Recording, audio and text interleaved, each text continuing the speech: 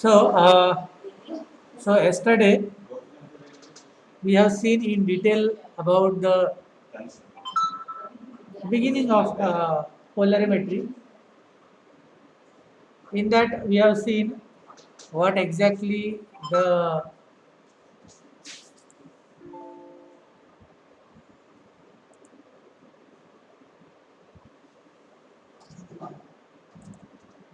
what exactly the plane polarized light,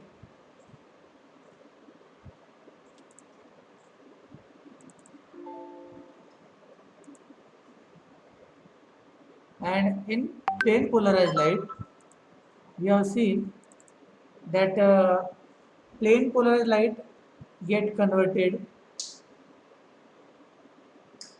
from on ordinary light with the help of polarizer.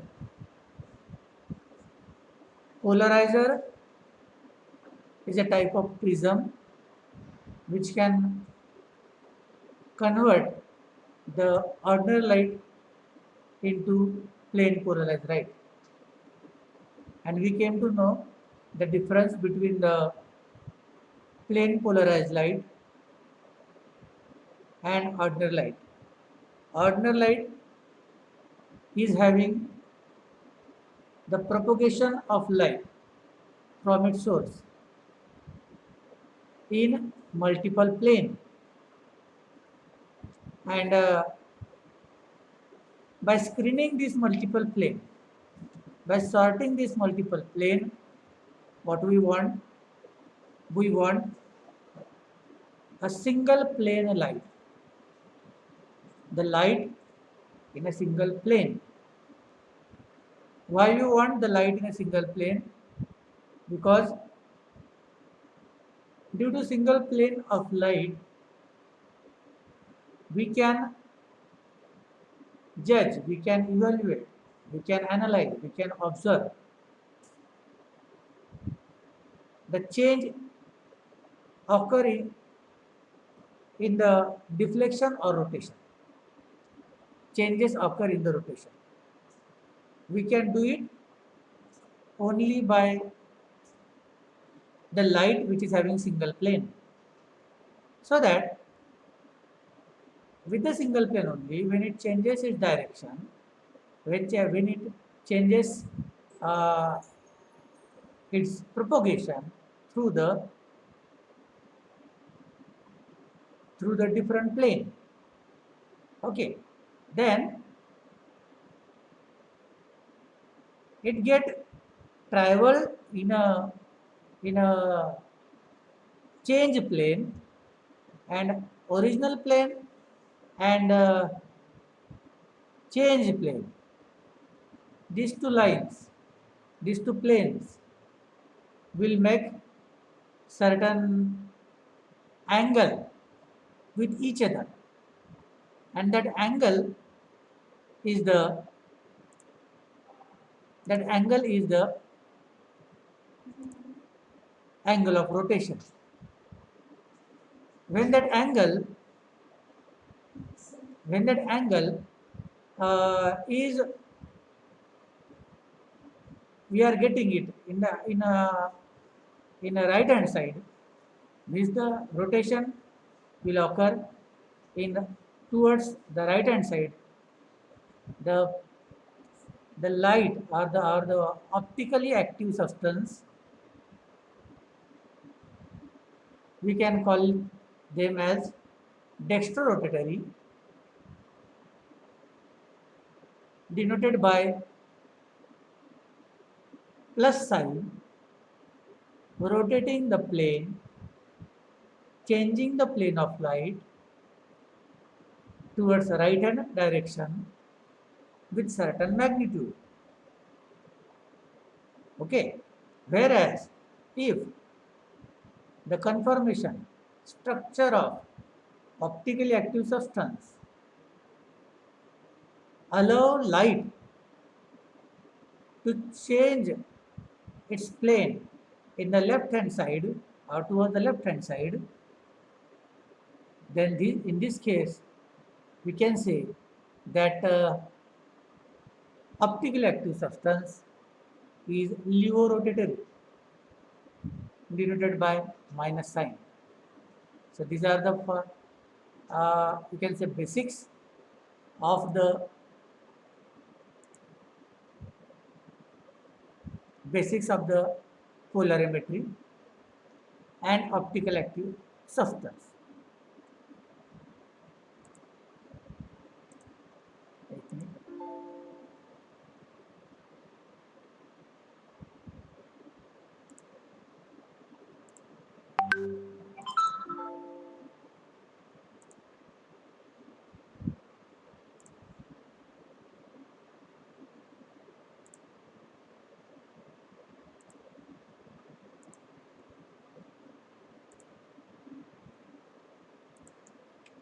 Take minute.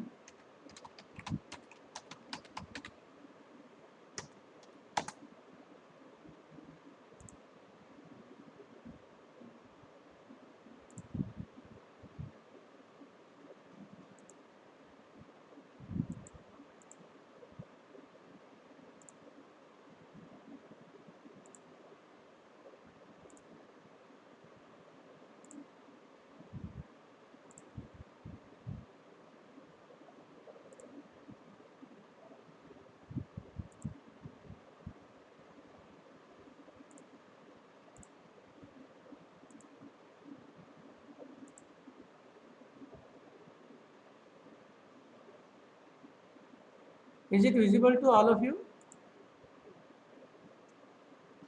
Yes, sir. Okay. So as we have seen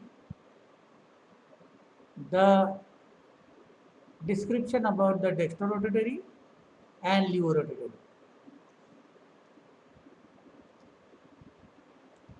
This we have covered earlier. These components also we have discussed in detail earlier. Who can influence the magnitude of angle of rotation? All these factors can influence the magnitude of angle of rotation. This is a formula that we will see later. First of all, we will see that which is the thing, which are the thing which is must for the occurrence of polarimetry or for the recognition of polarimetry or to show the optical activity. Basically, a chemical under observation must be optically active, first and foremost. Second, of which thing is giving us the optically active substance. Optically active molecule contain a symmetric carbon atom, also called as chiral carbon. Later we will see in that. Then we will see the specific rotation. The rotatory power of a given solution. We can use simple solvent which should be optically active so that we can get the optical activity. We can come to know the optical activity of that substance, either pure solvent or we can make a solution of optically active substance prepared in water or any other solvent. So both the things can happen. The rotatory power of a given solution is generally expressed as specific rotation.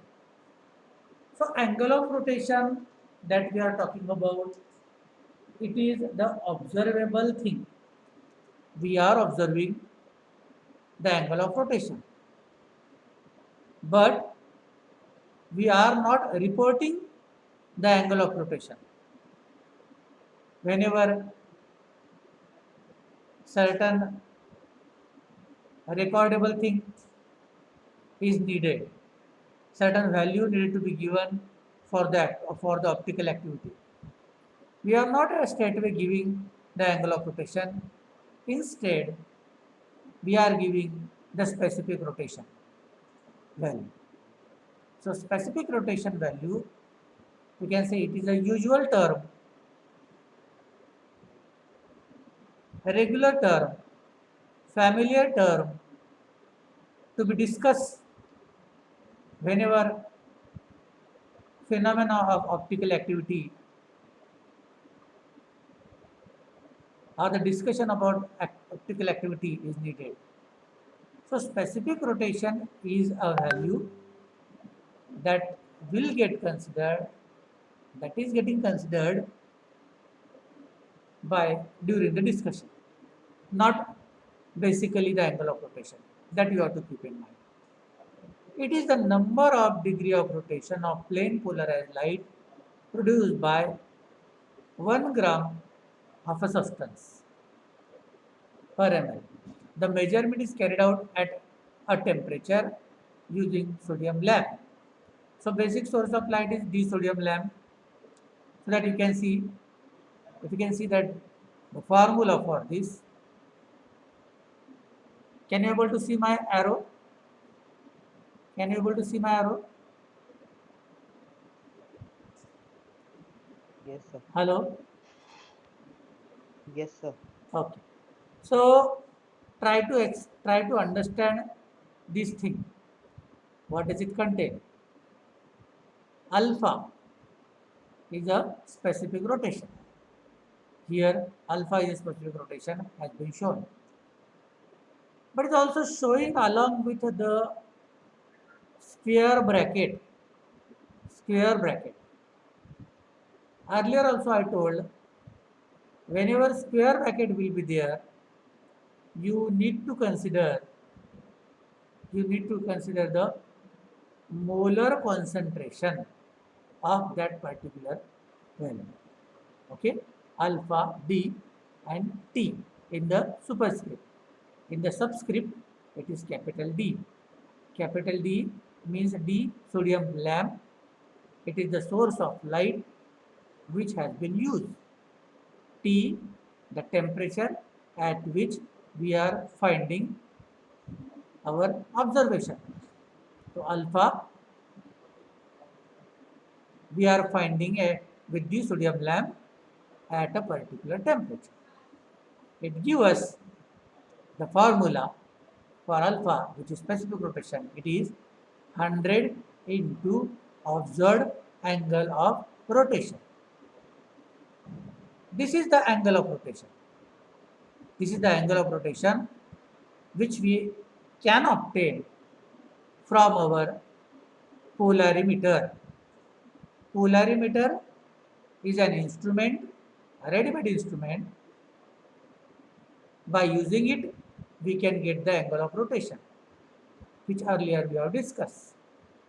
Either toward the right side or toward the left side, what angle we are getting through optical active substance, that has to be noted over here in the numerator, divided by length in decimeter, length of sample tube, length of sample tube in decimeter. Decimeter, how much is the decimeter? Anybody? Anyone? Decimeter means how many centimeter? Decimeter, how many centimeters? Anyone? Anyone? 10 centimeter. 10 centimeter. 10 centimeter is 1 decimeter. Okay, in decimeter. Multiplied by grams of substance in 100 ml of solution. So whichever or whatever the concentration we are taking, that has to be noted over here or put over here. Okay, per 100 ml means it would be a percentage. 5%, 10%, 2%, 50%, whichever you have taken, that you have to give. So practically, we can say, for the practical purpose, we can use this formula. Alpha dt is equal to 100 into theta upon L into C. Theta is the angle of rotation that you will get through your practical, and that you have to record over here. Then you have to put the remaining values, and whatever the value you can get, this will be a specific rotation value. You should never share the angle of rotation value. Instead, you need to share the specific rotation value. In the physicochemical property of a particular substance, whatever the value that you are finding, that you are getting through the net, through the reference book, through the standard books, it is the value of specific rotation and not angle of rotation. So, sharing value or shareable value is the specific rotation value that you have to keep in mind. Clear? So, in this way, this formula is an important formula to get the specific rotation by using polarimeter as well as or for a particular optically active substance. Okay? As you can see, the concentration is over here. So the variable concentration also can be detected in this through this formula. Now let us come to know about the theory of optical activity. An optically active substance is one that rotates the plane of polarized light. Example they have given, it is lactic acid. Lactic acid, it is one of the endogenous molecule for us. Our body can also produce the lactic acid.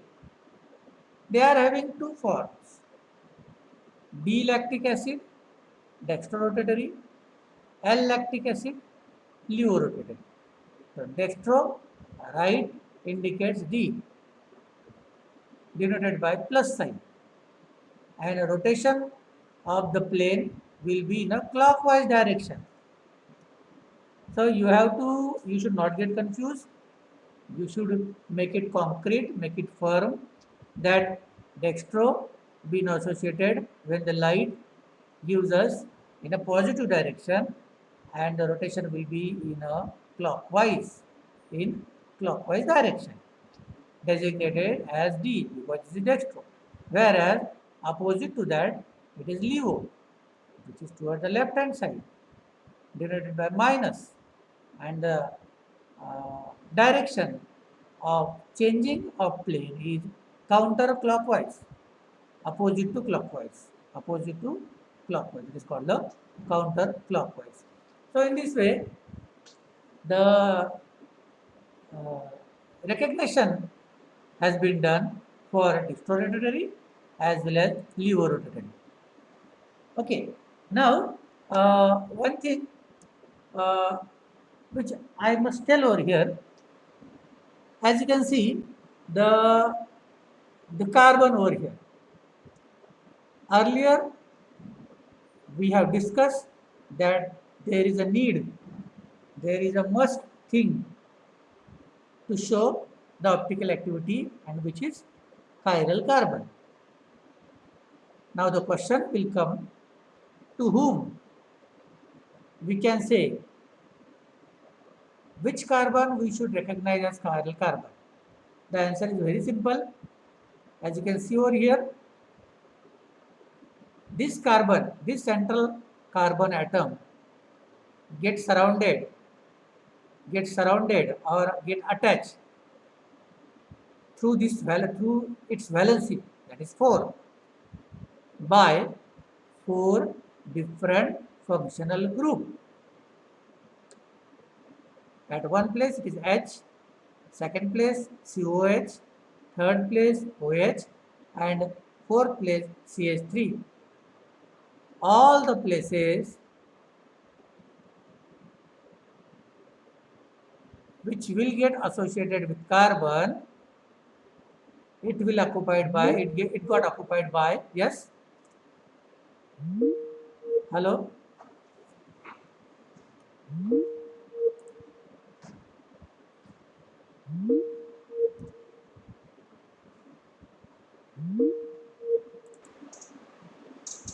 So,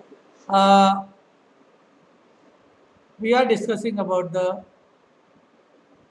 base of optical activity, a configuration of carbon atom, which we can call it as a chiral carbon. This chiral carbon, as you can see from the diagram, from the structure, this chiral carbon, through its all valencies, got attached by four different functional groups. As you can see over here, one is hydrogen, second one is COH, third one is OH, and fourth one is CH3.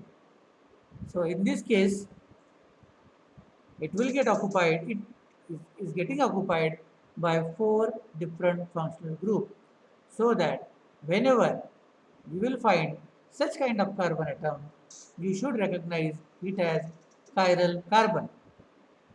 Okay? And this chiral carbon is the base of optical activity. In a molecule, when a chiral carbon will be there, then only that particular chemical compound is going to show the optical activity. So this is the base. This is the main thing.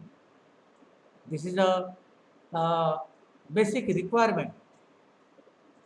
So from this we can conclude that not all the chemical compound is going to show the optical activity. Instead, only the chemical compound which are having the chiral carbon in their molecule,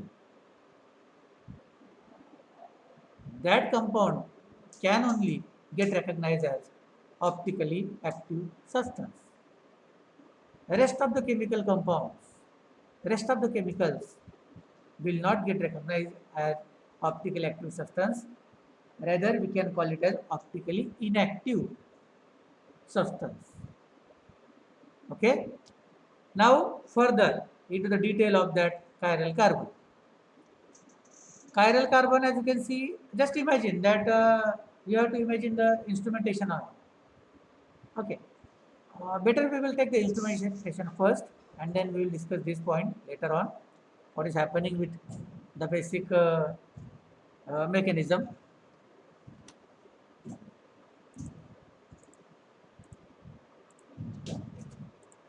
Yes, this is the instrumentation of the polarimeter. This you are already familiar with, but let us revise it in proper. This is light source. Just now I told it is a D-sodium lamp mostly. This light source giving us the ordinary light, means giving us the light propagating, traveling in multiple plane. Now we don't want multiple plane light. What we want? We want single plane light. The light with a single plane. So that we will use the polarizer. Polarizer is a type of Nicol prism. So this polarizer is screening out all the rest of the planes and giving us the light with single plane only. The light with single plane is called as plane polarized light. It would get entered through this one end of the sample tube. This is sample tube containing sample, either the solution or the solvent. Obviously, you have to imagine over here that this sample tube having a particular length contained with molecules of sample, either or molecules of solvent throughout the length of the sample tube. Okay. Now you have to imagine that in a path of this plane polarized light, it will be so obvious that several various molecules will come in the path when the light propagates from light travel from one end of the tube and emerge out from the second end of the tube. Means obviously they have to cross the whole length of the tube. Obviously they will cross the whole length of the tube, but at the same time they will face all the molecules coming in the path throughout the journey from one end up to the second end. So whenever the molecules is being crossed by the plane polarized light, this plane polarized light will find certain kind of obstruction from all the molecule,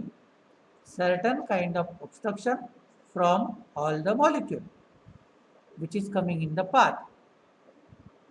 This obstruction the plane polarized light will find due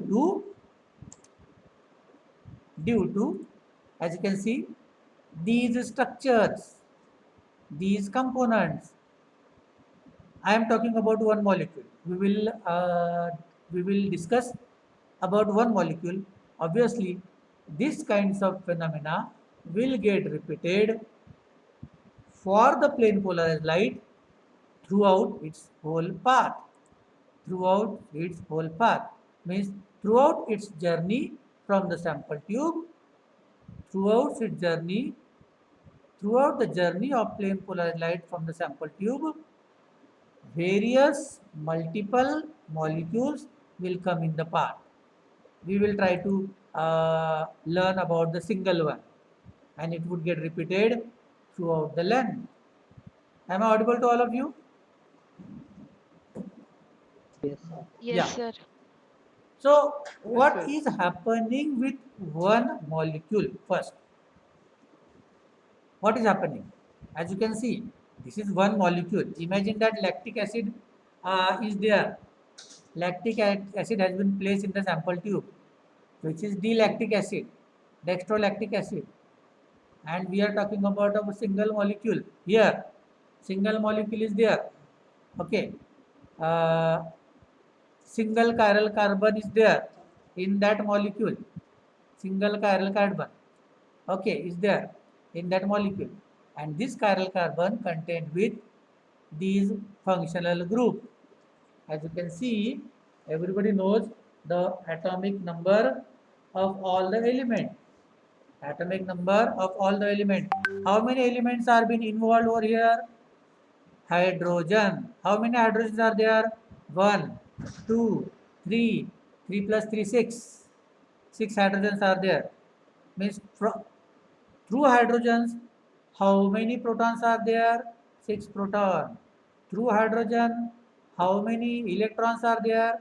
6 electrons. But how they got arranged? I am talking about hydrogen only. How they got arranged? One over here, I am talking about electrons of hydrogen. One over here, one over here, one over here, and 3 over here. Okay, so there is some sort of you can say crowding of electron through hydrogen in this region. Got it? Now take the second one, carbon itself. Forget about the central one. Take the second one and third one. One carbon in COH, another carbon in CH3. So here they will find the similar kind of carbon, means similar kind of electron, as carbon is having atom number 6.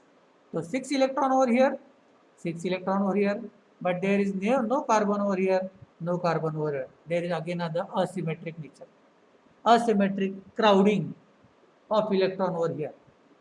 Now, okay, now let us check what about the oxygen.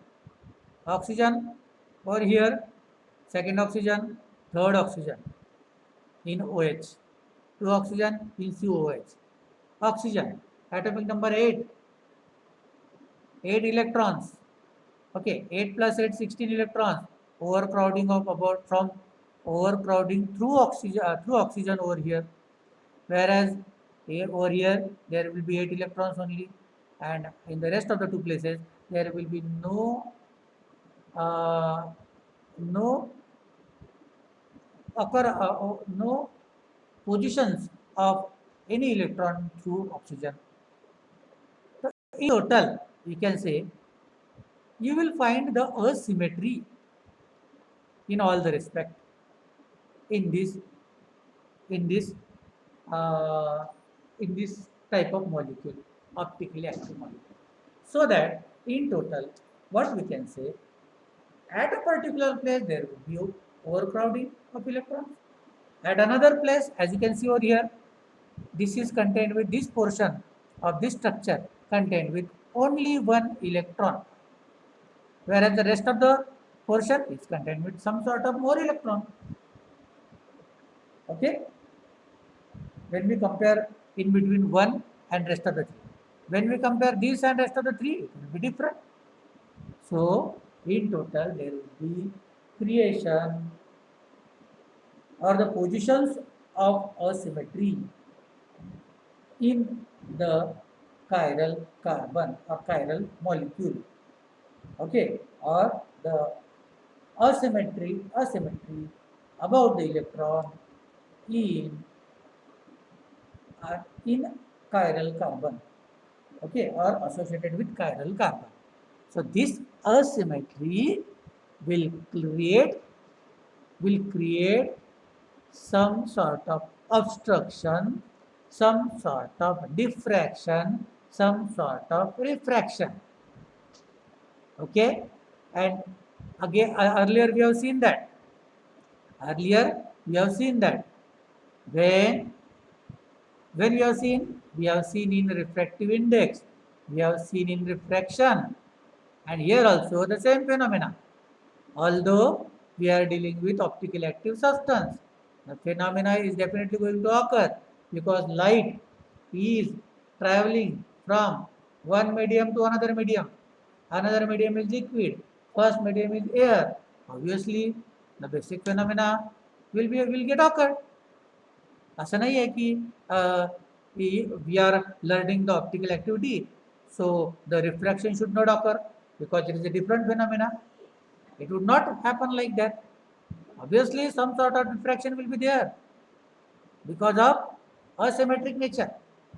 But in a particular manner, when we talk about in a particular manner, because the alignment of this chiral carbon, it is in a particular manner. When we say the dextrorotatory, it is in a particular manner. When we say levorotatory, it is also in a particular manner, but in the opposite manner from the earlier one. As you can see from the diagram, it got superimposed mirror images of these two one another. So obviously, what has been found in dextro, opposite to that, will get find in levorotatory. Asymmetry will be there in both the cases, but conformationally, oppositeness will be there in both the in between these two structure. So that this is getting referred as dextro, whereas the other got referred as levorotatory. Okay, so in this way we can say that the levorotatory and dextrorotatory both are different than one another. How they are different than one another? Because of their structural difference. Molecular formula same, structural formula different. And when molecular formula is same, structural formula is different, we are getting or we will get different values. Different values for both these products. Different for levolactic acid, different for dextrolactic acid. So what we can conclude? Due to the structural difference only, although their molecular formula is same, but structural formula is different, their values we are getting different than one another. Due to structural difference only, we are getting the different magnitude, different values of lactic acid due to the structural difference only. And structural difference is there so that the value will be different. All the molecular formula is the same. This property, this property means optical activity or specific rotation or optical rotation. This property is belonging to constitutive property. Three properties are there: additive property, constitutive property, and colligative property. Okay. So, have you got the clear meaning about the constitutive property? Constitutive property are those properties. Say, for example, over here it is optical activity. Okay. So, when the structure, due to the structural difference only, we are getting different values. Means what we can say, this is a constitutive property. Another property is the additive property. Additive property. Very simple to understand the additive property. We can take the example of our mass. We can take the example of our mass. Okay, mass. Say for example, my weight is 65 kg. It is a weight. It is a weight that we are discussing. It is a 65 kg. But how much is the mass? Anybody can tell? With 65 kg, how much is the mass? We cannot say mass directly. We need to take the help of weight only to say something, because mass is my content. Keep in mind, mass is my contents. My contents I cannot express as it is. My content in my body, there will be different organs, different tissues, different cells, so many cells, different means so many cells, and all these cells, body fluids, all different things are there. They will be carbohydrate, proteins, fat, vitamin, minerals, any other things. How I can express it? Because it is contained with so much variety of things. Are you getting my voice? Yes or no? Yes, sir. Yeah. Try to understand the difference between mass and weight. So I am unable to express the mass. Nobody can express the mass. With the mass only, I need to take the help of weight. And in the physics, we have learned weight is equal to m into g, mass into acceleration due to gravity. That is called the weight, W. Means what we can say, to give the representation of mass, we need to express it in the weight. So whatever the content which I am having, when I will multiply my content with G, which is acceleration due to gravity, which is 9.8 meter per second square, then whatever the value that will come, it will become my weight. And earlier only I told my weight is 65 kg. Okay, my weight is 65 kg. So when I will divide my weight, okay, and I know that how much G is there, 9.8. So when I will transform this my weight to this toward this 9.8, whatever the value that will come, that will be my mass. Are you getting my point? So mass cannot be expressed as it is. We need to take the help of weight. Okay. So by weight only we can express the mass. आता माझा weight आहे. Now I am coming to additive property. Additive property is the property which is showing us the additions of our contents. Bas, that's it.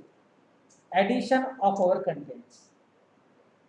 When I am saying that totally, when I am standing up onto the weight machine is having the calculation of that W is equal to m into g, and so that digitally it will get expressed as 65 kg when I will stand up onto the weight machine.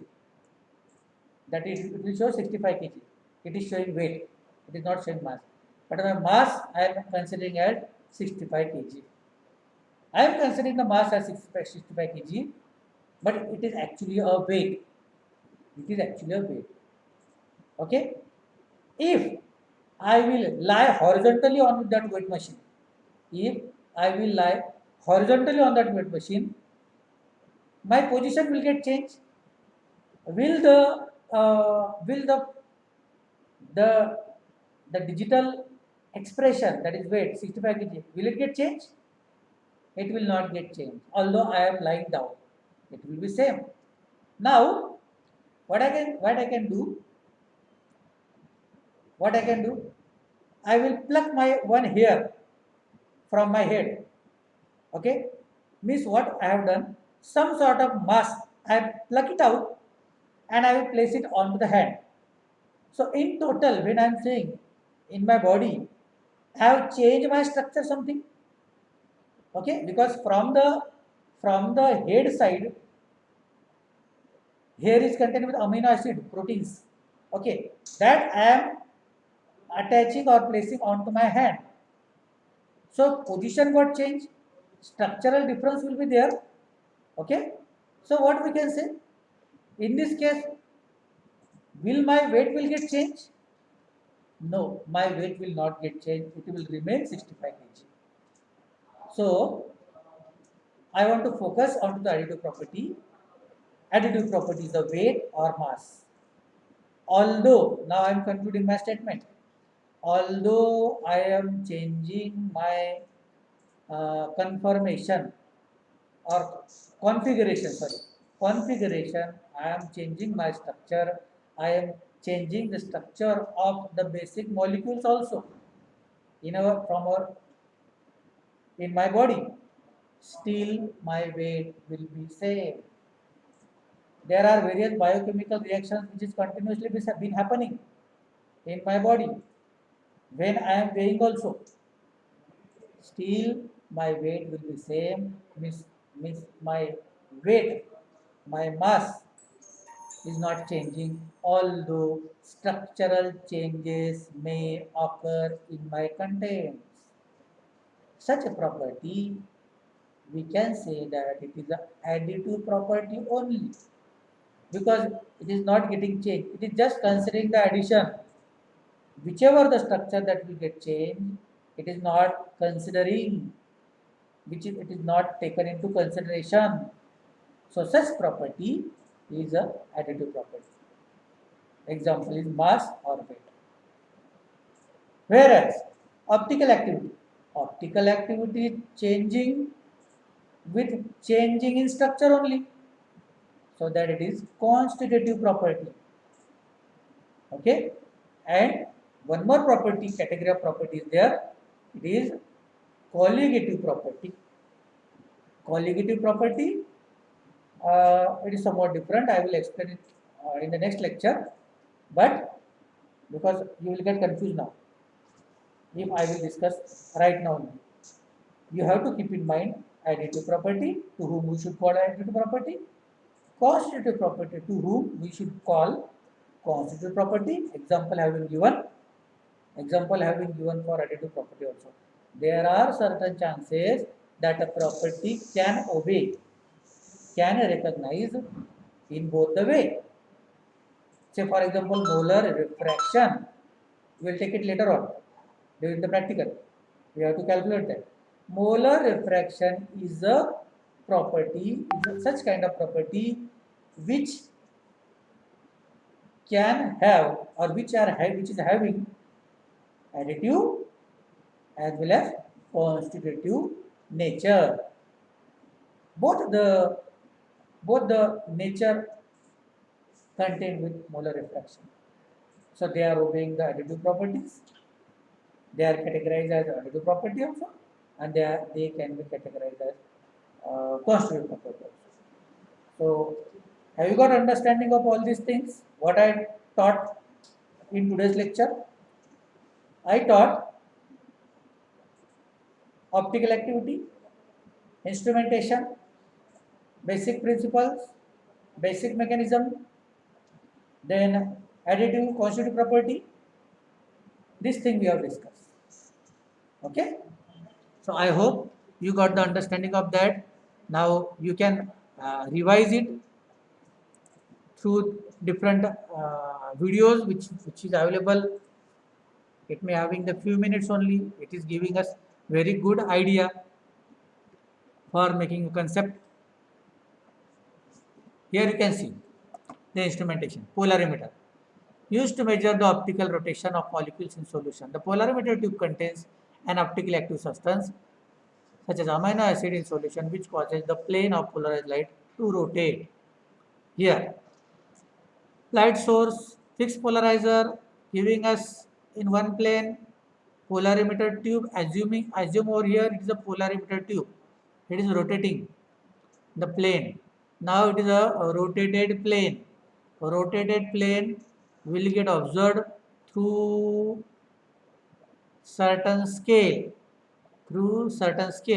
and this we can call it as analyzer, because it is analyzing what has been rotated, with how much degree it has been rotated. That is called the analyzer. It is again a type of nickel prism. A rotatable polarizer, this lens is rotated until no light goes through the second lens. The angle is then measured to determine the optical rotation of the amino acid of the solution. Here it is also having certain endpoint to be considered. Okay, when for us we cannot see these molecules, but we can see the light only. So endpoint will be for us, and it will give us a particular rotation, and that rotation we can observe and we can record in the formula, put it inside the formula, and can get with the specific rotation. Light source, sodium vapor lamp, analyzer, another nickel prism aligned to intercept the linearly polarized ray as it emerges from the sample solution. Analyzer is always making the comparison in between the rotated plane and original plane. A polarimeter consists of a polarized light source, sodium vapor lamp, polarizal quartz prism material, analyzer, nickel prism aligned to intercept the linearly polarized ray as it emerges from the sample solution. A graduated circle. Graduated means those are contained with markings. That is called the graduated. You might have seen in our lab.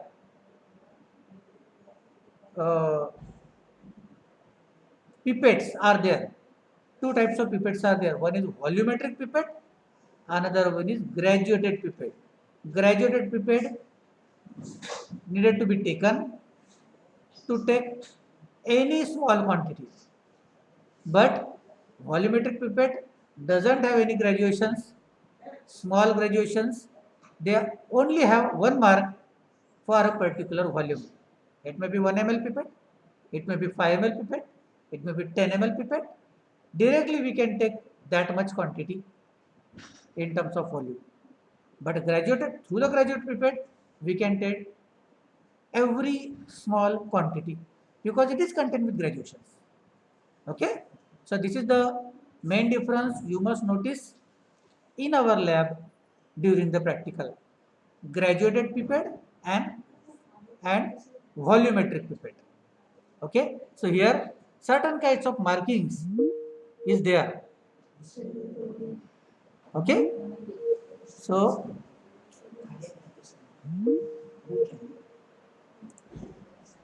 these are all polarimeter. Different polarimeters are there. Jasco P 2000 digital polarimeter. They are contained with different arrangements, different parts. Application we have already discussed. It's contained with qualitative application and quantitative application. Okay. So with this, we are ending our lecture.